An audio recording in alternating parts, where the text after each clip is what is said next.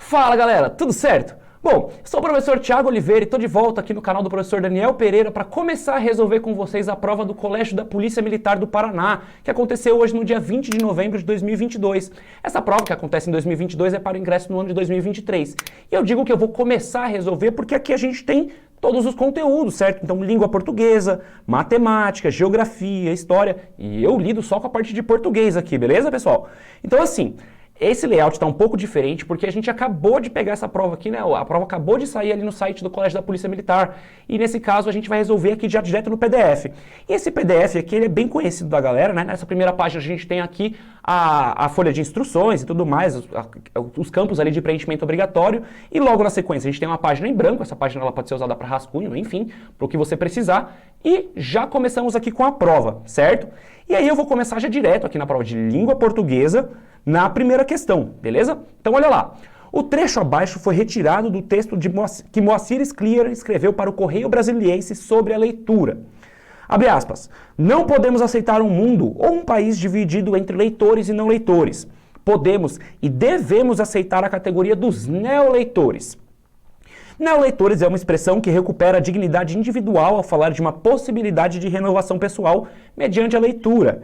Neoleitores significam uma neocultura, um neopaís, certamente melhor do que aquele que temos, um país onde a literatura será para todos. E então, a partir da leitura desse trecho, né, a questão mesmo propõe, o trecho em negrito apresenta um tipo de sujeito denominado alternativa A, simples, alternativa B, composto, alternativa C, oculto e alternativa D, indeterminado. Bom, então o trecho em negrito está aqui, eu vou dar um pouquinho mais de zoom, olha lá. Não podemos aceitar um mundo ou um país dividido entre leitores e não leitores. E veja que aqui a gente já tem o sujeito registrado dentro desse verbo.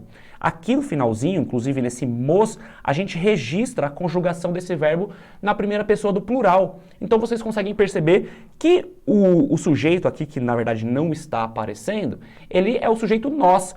Nós não podemos aceitar. E aí eu pergunto, quem não podemos aceitar o mundo? A resposta é nós. Se você consegue encontrar a resposta para quem é esse sujeito, né, para quando a gente faz essa pergunta para o verbo, quem não podemos aceitar, ou quem podemos e quem devemos aceitar a categoria dos neoleitores. Então você veja, quando a gente consegue encontrar a resposta, mas a resposta não está escrita aqui, a gente subentende que seja o pronome nós. E se o pronome está aparecendo aqui de alguma forma, e nesse caso aqui, na conjugação verbal, a gente tem um sujeito oculto, beleza? Se o nós estivesse escrito, então se tivesse escrito aqui, nós não podemos aceitar, aí seria um sujeito simples, certo? Seria um sujeito simples, mas não está escrito, portanto, não é.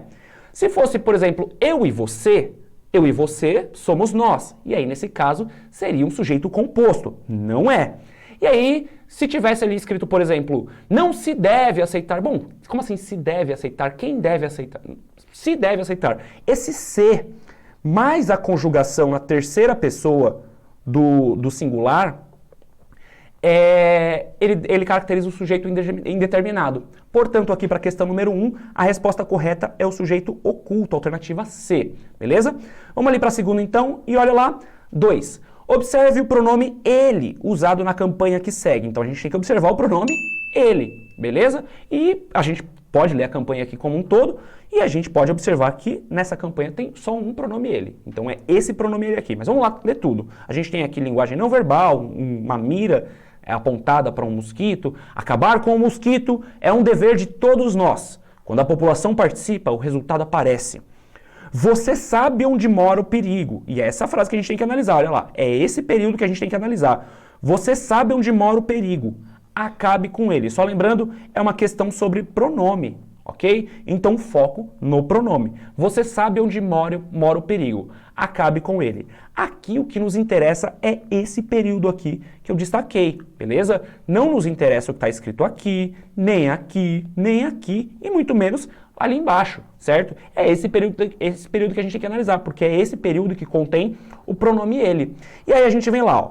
No cartaz lido, o pronome ele refere-se ao vocábulo dever, resultado. Bom, primeiramente aqui a alternativa a palavra dever nem aparece nesse período. A palavra dever aparece aqui em cima, ó, é um dever de todos nós. Então ela está fora de cogitação já, a alternativa A não é. O resultado também não está nesse período. Agora a gente tem o acabe. O acabe é o verbo, né? Você sabe onde mora o perigo, acabe com ele. Um verbo no modo imperativo, inclusive. E como a gente bem sabe, né, pronomes não retomam verbos. Esses pronomes retomam outros nomes, substantivos, enfim. Então, nesse caso, a gente está falando aqui do perigo. Com o que a gente tem que acabar? Pergunta para o verbo, o que tem que acabar? O perigo. Então, acabe com ele, o ele está fazendo aqui o papel da palavra perigo, ele está retomando ali a palavra perigo. E a gente pode, inclusive, ser redundante e dizer, você sabe onde mora o perigo, acabe com o perigo. E perceba que não perde nem um pouquinho de sentido. Nesse caso, então, a alternativa correta não é a letra C, é a letra D. Para a questão número 2, a alternativa correta, letra D de dado, beleza? Vamos então agora aqui para a questão número 3. E a questão número 3, ela vai ser embasada nessa tirinha, ok? A tirinha tá dando para ver direitinho, tá tudo legal. Olha lá, leia esta tirinha do personagem Calvin para responder a esta questão sobre classes de palavras. Inclusive aqui embaixo, depois da tirinha, a gente tem uma breve explicação sobre as classes de palavras. A gente já chega lá, vamos lá. A tirinha começando aqui, eu vou dar até um pouco mais de zoom para aparecer bem, ó. O Calvin está conversando com o Haroldo, né, o seu amigo tigre, e aí ele diz, eu sou um homem simples, Haroldo. Aí o Haroldo responde, você? Mas ontem você queria um carro movido a energia nuclear que pudesse se transformar em um avião com mísseis rastreadores de calor. Aí o Calvin responde, eu sou um homem simples de gosto requintado. E aí a gente chega à explicação aqui, né? Deixa eu dar um pouquinho de zoom, ó. Aqui em cima de mim, então, a gente tem, ó, as classes de palavras separam os vocábulos da língua portuguesa em 10 grupos. Sobre esses grupos, assinale a alternativa que analisa corretamente algumas palavras da tirinha lida. E aqui a gente tem, por exemplo, a alternativa A, que diz, as palavras eu, você e homem são exemplos da classe dos pronomes. Bom, eu é um pronome, é o pronome pessoal ali de primeira pessoa. Você é um de terceira pessoa, é um pronome de tratamento, que a gente também já vai colocar ali na casa da segunda pessoa, junto com o tu, beleza? Agora, homem não. Homem é o substantivo que dá nome a este ser que vos fala, e outros também. Mas enfim, homem dá o nome a essa classe gigantesca de pessoas, enfim. Então, nesse caso, não, homem não é pronome. Homem é substantivo, beleza? A alternativa B diz, as palavras simples, rastreadores e requintado são adjetivos que caracterizam os substantivos. Bom, simples geralmente é o homem simples. O homem é um substantivo, o simples é o que caracteriza o homem, ok? Rastreadores. Vamos voltar aqui na tirinha e ver se rastreadores está funcionando como um substantivo ou como um adjetivo. Porque, por exemplo, se eu disser que eu estou comprando um rastreador, é um substantivo. Mas, nesse caso, um avião com mísseis. Mísseis que têm uma característica. E qual que é essa característica? Eles são rastreadores de calor. Então, sim, rastreadores é uma característica. E requintado está aqui, ó. Eu sou um homem simples de gosto requintado. Gosto é o substantivo. O adjetivo aqui, requintado, está atribuindo uma característica a esse gosto. Então, olha lá, chegamos à resposta. A alternativa B é a alternativa correta. As palavras simples, rastreadores e requintado são adjetivos que caracterizam substantivos. A gente comprovou isso lá na tirinha, beleza? Só analisar aqui a alternativa C, olha lá. A palavra tem função de numeral nos 3 quadrinhos da tirinha. Aqui nos 3 quadrinhos a gente pode inclusive dizer que a palavra todos está implícita aqui. E quando a palavra todos aparece é um problema. Mas olha lá, eu sou um homem simples. Aqui o Calvin ele não está dizendo que ele é um homem, 2 homens, 3 homens, enfim. Ele está dizendo que ele é um homem qualquer, mas ele é simples. Nesse caso, esse aqui é um artigo, tá? E ali, mais pra frente, também aparece de volta como um artigo. E aqui também um avião, olha lá. Um avião, um carro. Um carro talvez seja numeral, né? Um carro, 2 carros, mas não. Aqui também é um artigo indefinido, beleza? Porque a gente não sabe exatamente como é esse carro, a gente não sabe exatamente como é esse homem. Então, esse não tem função de numeral em nenhum dos quadrinhos. Todos eles são artigos indefinidos. A palavra sou, transformar e gosto são exemplos de verbos nos quadrinhos lidos. E aqui eu já falei que não, na verdade, né? Aqui nesse quadrinho, a palavra gosto é um substantivo, beleza? Eu sou um homem simples mas eu tenho um gosto requintado. Então, nesse caso, o gosto dá um nome a essa característica que também está funcionando como um substantivo, beleza? Nesse caso, para a questão número 3, a alternativa correta é a letra B de bola, certo? Simples, rastreadores e requintados são adjetivos. Continuando aqui para a letra 4, deixa eu dar um zoom maior aqui, vamos lá. Olha lá, leia o poema As Meninas, de Cecília Meirelles. As meninas. Arabella abria a janela. Carolina erguia a cortina. E Maria olhava e sorria. Bom dia. Arabella foi sempre a mais bela. Carolina a mais sábia menina. E Maria apenas sorria. Bom dia. Pensaremos em cada menina que vivia naquela janela. Uma que se chamava Arabella e outra que se chamou Carolina. Mas a nossa profunda saudade é Maria, Maria, Maria, que dizia com voz de amizade, bom dia. E aí, depois da leitura do texto, assinale a alternativa que apresenta, respectivamente, duas palavras com ditongo e duas com hiato. Esse respectivamente está dizendo então que a gente quer uma opção que tenha uma palavra com ditongo, outra palavra com ditongo, outra palavra com hiato e outra palavra com hiato. É isso que a gente quer. Se essa palavra aqui, por exemplo, a palavra número 2 da alternativa for um hiato, a alternativa está errada. Beleza? Se tiver um hiato ali no meio, ela está errada. Vamos lá então, alternativa A primeiro. Sábia. Bom, sábia eu estou vendo aqui que o I e o A no final são um hiato. Vamos lá? Bom, não pode ser porque o acento está aqui. Se eu separo e coloco o acento lá no final, é sabiá, não é sábia. Então, nesse caso, sim, o ia aqui no final é um ditongo. Analisando a palavra saudade, já estou vendo aqui o meu ditongo, ó. Sal. Ninguém faz a divisão silábica de saudade assim, ó. Não, aqui eu posso fazer a divisão silábica de saúde, e aí no caso tem acento, mas não, saudade é um ditongo também. Opa, então tá quase lá, vamos ver se a terceira palavra também é, e eu já tô vendo aqui, ó, a gente tem nessa terceira posição, que deveria ser um hiato, a gente tem um ditongo. E se a gente tem um ditongo aqui, então a alternativa A já está eliminada. Vamos para B. Outra tem um ditongo, saudade tem ditongo, foi é um ditongo. A gente tem uma palavra monossílaba aqui, né? Ninguém separa assim a palavra foi, beleza? Então, nesse caso, se essa segunda palavra tem um ditongo, aqui a gente já elimina a alternativa B também, beleza? E agora a gente vai para a alternativa D de dado. Ah, por que, professor? Porque sim, porque sim. Estou escondendo o jogo aqui, gente. Olha lá. Sorria. Vamos separar sorria aqui, ó. Sorria. Bom, não tem o hiato aqui, tem um ditongo, tá certo. Mas a palavra dia, gente, a palavra dia não é um ditongo. Ela não é uma palavra monossílaba composta por um ditongo. Ela tem um hiato aqui. Ela é uma palavra dissílaba, certo? Tem duas sílabas e tem um hiato. Dia. Nesse caso, então, a alternativa D está fora, porque a palavra a palavra que está na posição que devia ser um ditongo, na verdade é um hiato. E aí, se a alternativa D está fora, vocês já sabem, a alternativa C é a correta. Chamou, tem um ditongo. Sábia, lá em cima a gente já analisou, tem um ditongo também. Maria é um hiato, isso aqui no final. Isso aqui é separado. E dia, como eu expliquei aqui na alternativa D de dado, também é um hiato. Portanto, aqui para a questão número 4, a alternativa correta é a letra C de casa, beleza? Bora passar para a próxima página, então. Aqui nós temos a número 5. Leia o texto que segue e fique atento ao seu conteúdo, ou seja, questão de interpretação de texto. Bastante zoom aqui para vocês, olha lá. Há quem diga que todas as noites são de sonhos, mas há também quem garanta que nem todas só as de verão. No fundo, isto não tem muita importância. O que interessa mesmo não é a noite em si, são os sonhos. Sonhos que o homem sonha sempre, em todos os lugares, em todas as épocas do ano, dormindo ou acordado. Isso aqui é um texto de William Shakespeare, adaptado, né, de Sonho de uma Noite de Verão.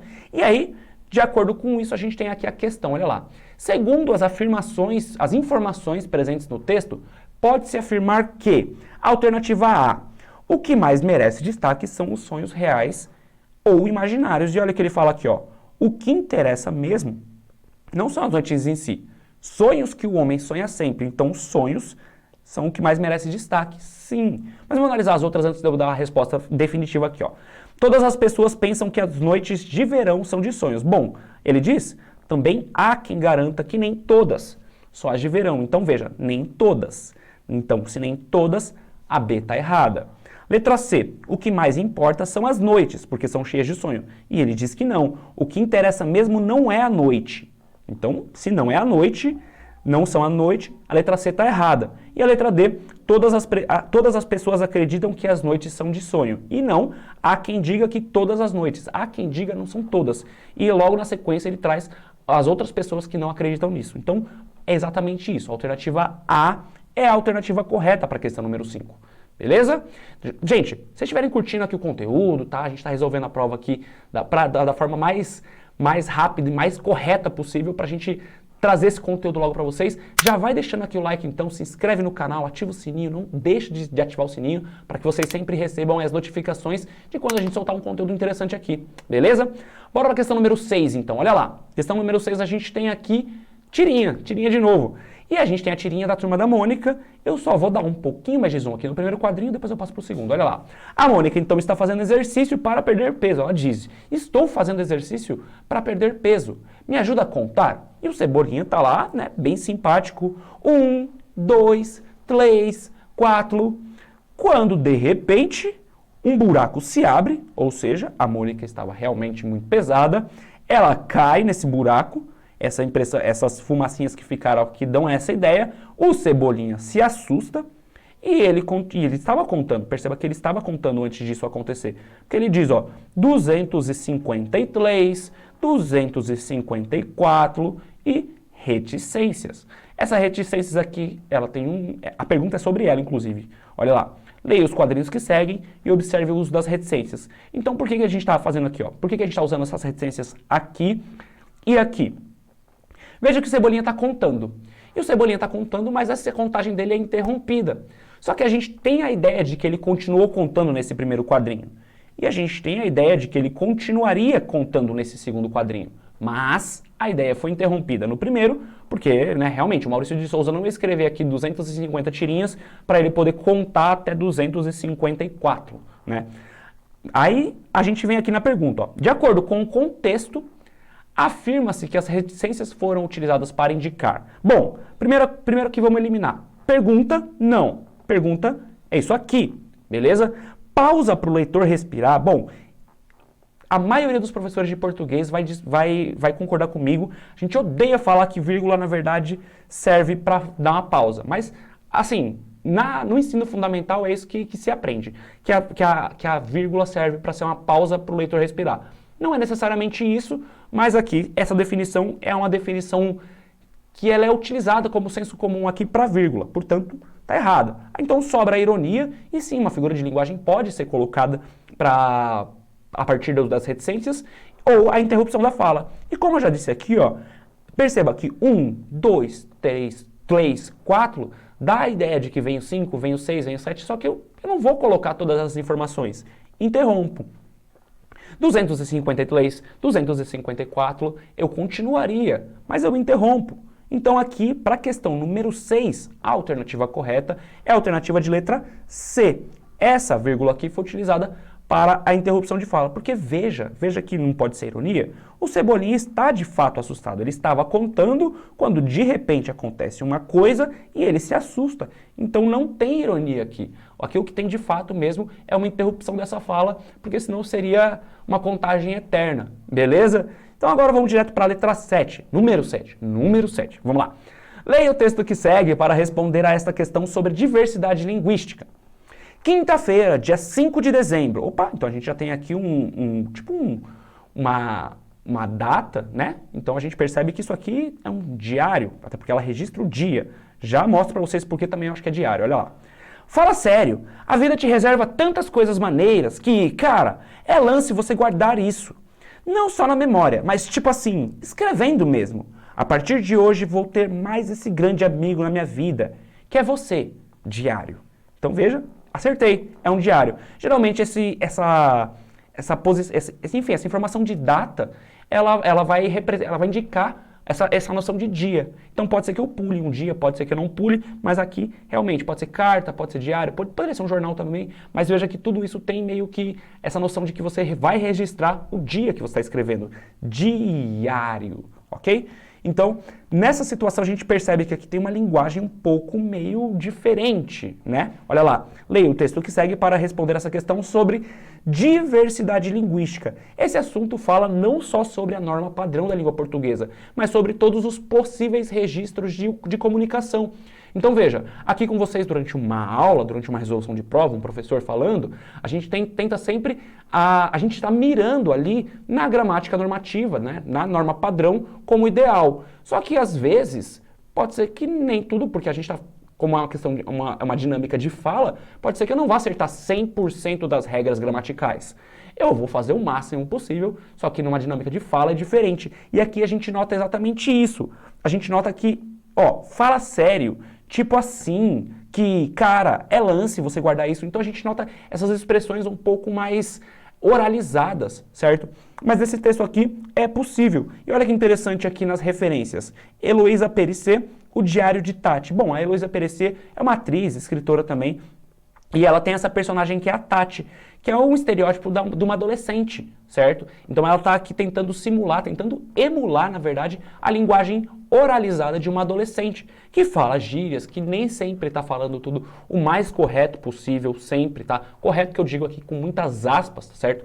O mais dentro da norma padrão possível, beleza? Então aqui, sobre a linguagem empregada no texto, sobre o tipo de linguagem empregada no texto, caracteriza o narrador da história. Portanto, a linguagem do texto está adequada à situação de uso, como diz aqui a alternativa A, porque é um registro em diário. Então veja, aqui eu não tenho que ter uma formalidade extrema. É um diário, é alguma coisa pessoal. Ela pode escrever da forma como ela quiser, na verdade. Beleza? E a faixa etária da narradora, uma adolescente. Então, de fato, a Tati é uma personagem adolescente, ela está narrando em primeira pessoa, né? A partir de hoje, eu vou ter mais esse grande amigo na minha vida. Então, ela está narrando em primeira pessoa e aí você consegue notar. É lance você guardar isso, tipo assim. Isso são de fato expressões mais utilizadas por adolescentes. Então, a gente percebe aqui que a alternativa A é a alternativa correta, porque a esta situação de uso, essa linguagem é adequada, então é uma linguagem mais oralizada, mais do dia a dia, assim, mas isso também não importa, porque ela não está escrevendo um documento oficial que vai ser encaminhado ao presidente da República. Ela está escrevendo no próprio diário, né? E está adequado também à faixa etária, porque a narradora é uma adolescente. Olha a alternativa B aqui, só para vocês verem como é discrepante, olha lá. Então, a alternativa B diz que está adequada, né, que a linguagem do texto está adequada à situação de uso, e aí a gente já confirmou que sim, mas não à faixa etária da narradora, adolescente. Então veja, essa linguagem não está adequada, a gente deveria esperar, por exemplo, que ela escrevesse uma linguagem igual a do Machado de Assis, que é um escritor brasileiro de 1880 e tanto, lá 89. Então você veja, não dá para esperar que uma adolescente, neste ano de 2003, escreva como um homem que escreve literatura de 1880, sabe? Então, aqui a alternativa B está errada porque ela diz, mas não a faixa etária. Está totalmente adequado. Para quem já viu um adolescente falar, sabe que está totalmente adequado. A letra C não está adequada à situação de uso. Então, como assim? Qual é a linguagem? Por que o texto todo precisa estar escrito formalmente? Como assim? Se eu não mostrar esse diário para ninguém, como vocês vão saber que está adequado ou não? Então, tanto faz, sabe? No diário, tanto faz. Agora, na redação aqui da prova, vamos tentar mirar ali na norma padrão, beleza? E a letra D diz, não está adequada à situação de uso, porque a narradora, pela faixa etária, desconhece o emprego de gírias. Não, a faixa etária dela é a que mais conhece o emprego de gírias, os adolescentes falam o tempo todo. Portanto, aqui para a questão número 7, a alternativa correta, como eu havia dito, é a alternativa A, de amor, beleza? E agora a gente vai para a questão número 8, que diz o seguinte, olha lá. Observe as palavras na tirinha a seguir para responder a questão proposta sobre fonemas. Então, a tirinha não vai ser o principal aqui, tá? A gente vai ter que analisar as palavras e conhecer. Isso aqui é uma questão que vai buscar ali o conhecimento prévio de vocês, certo? Mas vamos ler a tirinha porque é sempre... Enfim, tem aqui... Tirinha eu adoro já, beleza? Olha lá. Ela absorve o carbono do ar, reduzindo o efeito estufa e libera oxigênio. Protege o solo, a fauna, os rios. Reduz o risco de alagamentos, secas e... Onde, Fê? Eu só vejo uma árvore. E é exatamente isso, Armandinho. A árvore faz tudo isso pra gente. Mas agora, olha que coisa. Ele pega palavras do texto para fazer a seguinte questão. A palavra que apresenta mais fonemas do que letra é... E agora, para quem sabe, aqui, para quem bate o olho nessa questão, já vê, já... Não, é isso aqui mesmo. Mas olha lá. Protege. Quantos fonemas tem na palavra protege? Ó, P, R, O, T, G, E. Protege. Não, protege tem a mesma quantidade de sons que tem de letras, certo? Absorve. A mesma coisa. Absorve. Mesma coisa. Carbono. Aqui, para quem estudou bastante, essa letrinha aqui, dependendo da posição, já consegue ver. Oxigênio. A gente não fala oxigênio, né? Então aqui, ó.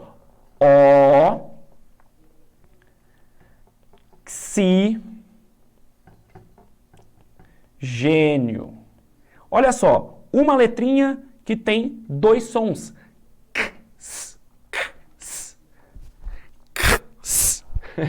Enfim, uma letrinha que tem dois sons. Então a palavra que apresenta mais sons, né, mais fonemas do que letras é a letra D, a palavra oxigênio. Questão número 8, resposta correta, letra D, beleza?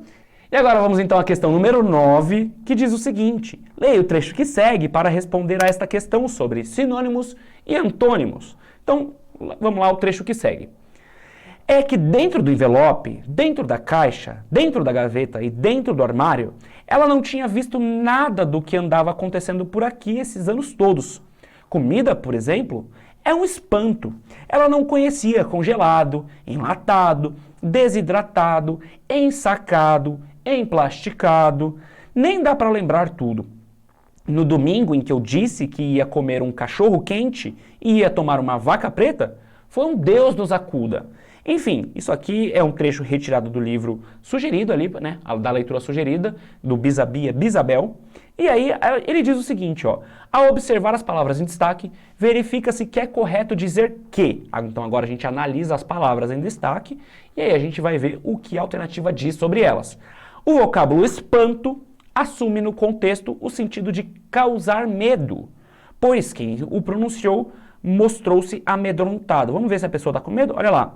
Comida, por exemplo, é um espanto. Ela não conhecia congelado, enlatado e assim vai. Na verdade, esse espanto não é de medo, é de surpresa mesmo. Como é que uma pessoa, ela está espantada porque uma pessoa não conhece uma comida congelada, uma comida enlatada. Então não tem nada a ver com ser medo, beleza? Não tem ninguém amedrontado aqui. É uma pessoa espantada, é uma pessoa surpresa com o que aconteceu ali. Olha lá. B. A palavra cachorro foi utilizada em sentido real. Poderia ser, portanto, substituída por cão, sem prejuízo de sentido. E quem é que come um cão quente? Se alguém fala que vai comer um cão quente, eu fico assustado, mas o cachorro quente a gente aceita numa boa, né? Então não, a letra B está errada, porque a palavra cachorro não pode ser substituída por cão aqui, senão vai dar probleminha. Olha a letra C. A expressão Deus nos acuda refere-se a uma oração proferida pelo dono do discurso para pedir proteção diante do novo. Não, e aqui o Deus nos acuda foi realmente essa continuidade desse espanto, desse susto, dessa situação que não estava tão fácil de ser entendida. Aqui, na verdade, não tem nada a ver. Olha a letra D como é muito adequado. Os termos enlatado e ensacado correspondem a comidas que, respectivamente, são preservadas em lata e em sacos. E parece exatamente isso. Em lata, em saca. Então, enfim, gente... É exatamente a letra D. A resposta aqui para a questão número 9, a alternativa correta é a letra D de dado. E agora, chegando ao final, certo? Vamos à número 10. E essa questão número 10, ela foi meio que uma pegadinha, principalmente para aqueles que não leram ao livro que foi sugerido, beleza? No edital. Olha lá, o trecho abaixo destaca algo que faz parte de toda a história do livro Bisabia Bisabel. A importância da memória por meio de diferentes coisas antigas guardadas na casa da mãe de Isabel. Então, olha só que interessante, a gente tem aqui essa situação que foi registrada no livro, principalmente ali no primeiro capítulo, beleza? Olha lá. Mas até que tinha uma vela cor-de-rosa do bolo de quando eu fiz 1 ano e que ela guardava de recordação dentro de um sapatinho velho de neném, de quando eu era pequenininha. Então aqui a gente tem a narradora, né, a Isabel, contando essa situação, certo? E aí que vem a pegadinha. A partir da leitura do livro, então o trecho aqui é irrelevante, porque quem lê o livro sabe exatamente a resposta para essa pergunta. Olha lá. Constata-se que o objeto mais importante para a história, não para o trecho, para a história, e que cria novas memórias para a protagonista é o livro antigo da escola da mãe de Isabel, com memórias infantis, e na verdade não, o sapatinho de neném de Isabel, guardado com cuidado por Bisabia, também não, a vela do bolo de infância, esses dois inclusive foram citados aqui no trecho, né, e não é o caso, certo? O que mais causa ali, enfim, o objeto que mais traz memórias, que mais cria novas memórias e acaba se tornando um objeto, quase um personagem da história como um todo, é o retrato da Bisabia quando ela era criança. Tem uma passagem que a menina Isabel está vendo sua mãe ali mexendo nas umas recordações e encontra uma foto de uma criança pequenininha, novinha, e ela pergunta, mãe, quem que é essa criança? Sou eu? Aí a mãe fala, não, essa aqui é a sua bisavó. Aí ela olha e fala assim, ué, mas uma criança é minha bisavó? Eu nem consigo chamar essa criança de bisavó. Mas enfim, ela não tinha conhecido a bisavó dela. E aí ela pega aquele retrato e guarda, ela perde aquele retrato, ela tem que contar para a mãe dela que ela perdeu aquele retrato, ela dá uma desculpinha, enfim. Essa primeira parte do livro vai girar em torno desse retrato, desse retrato da bisavó da menina, no caso da avó, da mãe dela, enfim. E toda a história vai girar em torno disso. Beleza? Então, na história, na leitura do livro como um todo, o objeto mais importante que tem ali na história é o retrato da Bisabia quando era criança. Beleza? Então aqui com a questão número 10 a gente encerra a parte de língua portuguesa e logo na sequência vocês vão encontrar mais vídeos com a resolução do restante da prova. Beleza? Eu vou ficando por aqui, a gente se vê na próxima. Até mais, tchau!